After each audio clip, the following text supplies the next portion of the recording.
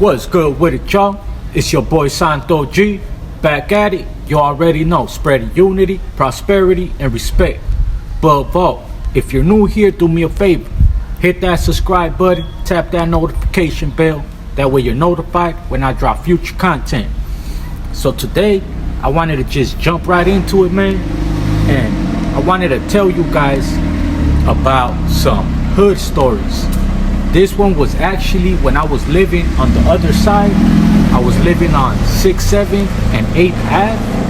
And I'm in the back, right? Chilling, blazing. Out of nowhere, I just hear boom, boom, boom, boom, boom, boom. Loud, and I mean loud. What? I just see people running, right? I see my neighbor, older Moreno, older black dude, right? I see him run. So I run up, I run right behind him. There's like a blue BMW, like a SUV, right there. He just runs up to the driver. He looks, runs to his car, jumps in his car, and then he drives up next to him. By the time he gets up next to him, he opens the door, like I guess trying to throw him inside his car. Homeboy's gone. He just opens the door and just looking at him like. And I'm just standing right there on the sidewalk, like watching everything. They're just, it's this lane and this lane. So I'm on the sidewalk, you know, it's just a lane away.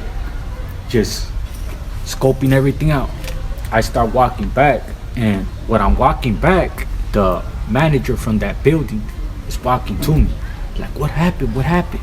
I'm like, oh, they just got somebody outside. You know what I mean? She's like, what? Like, it was loud. Like, I heard it. You know what I mean? It was loud. And then in that, my wife is walking up. She's like, what happened? I'm like, oh, they just killed someone right there. You know what I mean? Like, he's there. Like, if you go right now to the gate, like the entrance to the parking lot, it was on 8th Ave. And that's where he was. He was like in between 6th, 7th, and 68th on 8th Ave. Like right in the corner, right on the stop sign. So I'm like, he's right there, man. Like, and she like, you know what? They were chasing him.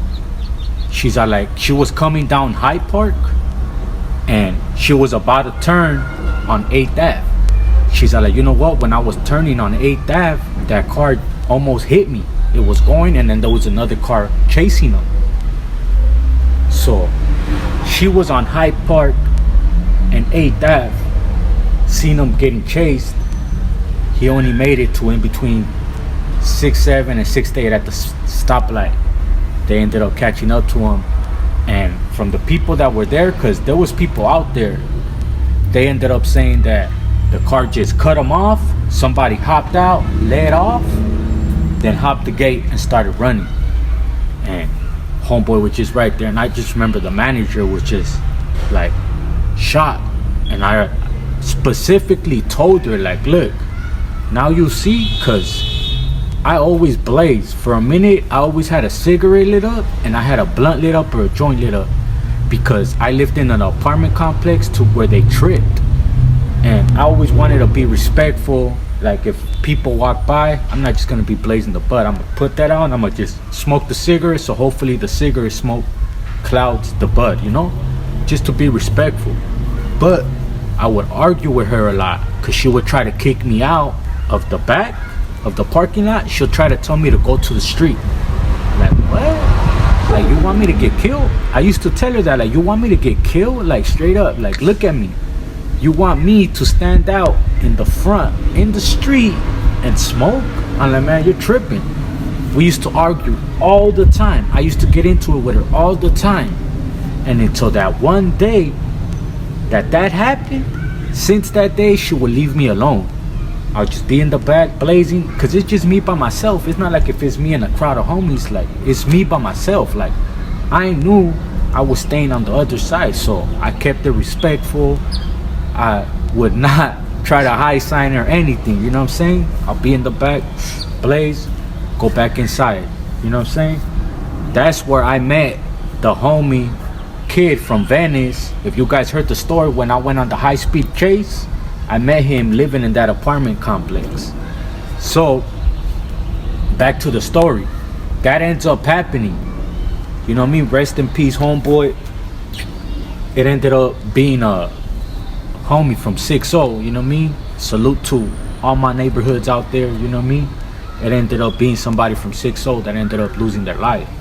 And the reason I'm telling this story is because after that happened, there was an OG from 6-0 that used to, cause, alright, on the corner of 6th, 7th, and 8th Ave, there's an apartment complex, and there's a school right behind it.